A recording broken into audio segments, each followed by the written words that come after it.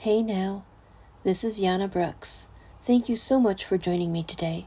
Sundays are our special day for sneak peeks into the Mellon family tales.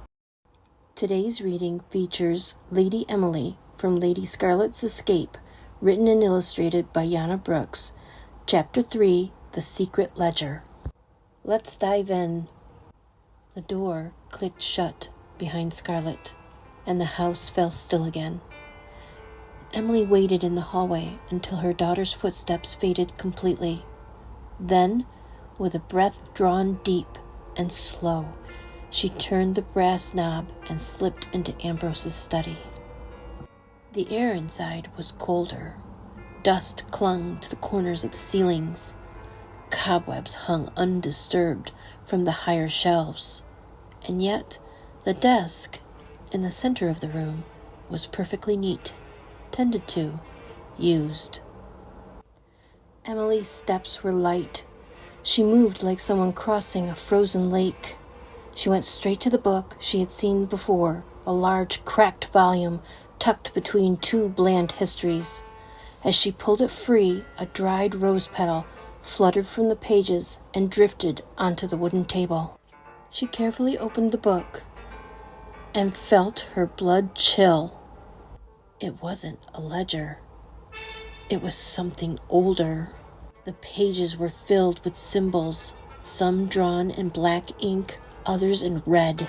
Pentagrams, constellations, circles within circles, a map of stars, strange runes filled the pages.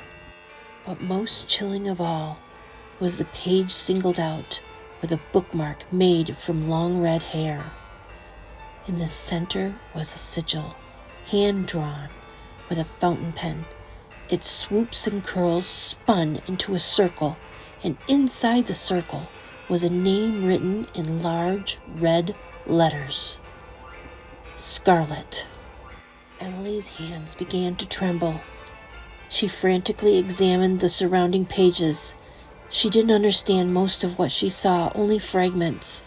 And then, on the opposite page, something else stood out to her.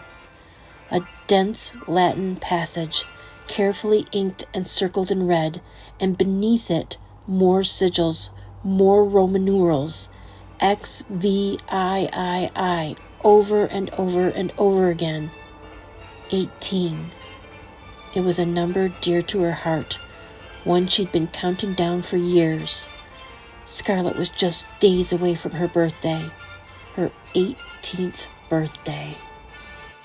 Emily tore a scrap of paper from the drawer and grabbed a pen, her hands shaking violently as she tried to copy the Latin line for line. She may not have known how to read Latin, but she knew someone who could. Scarlet. Namen culmine di adolescens, tenebrae evocande sunt olux resecur. The words made no sense to her, but in her mind she felt them chant. Stella testes sinc hacora, dominasse, hanane, di dolulesi. The pen scratched and skipped. Her hand slipped. The ink splattered at the edge of the page. Sanguis electe claustrum interum mundos absignet. She heard it then. The front door creaked open. A pause. Muffled footsteps on the wood floor. Ambrose. He was home early. Her hand froze above the parchment. The door shut. A coat was removed. She could hear the sound of boots. Then the stairs. One step, then another. Slow, steady, getting closer. Emily's eyes went wide. Her breath came fast and shallow. He was coming up. She hunched protectively over the desk and forced her shaking fingers to keep writing. Final line. Final word. Eva impia canonito resurrecto Lazari. The footsteps reached the landing.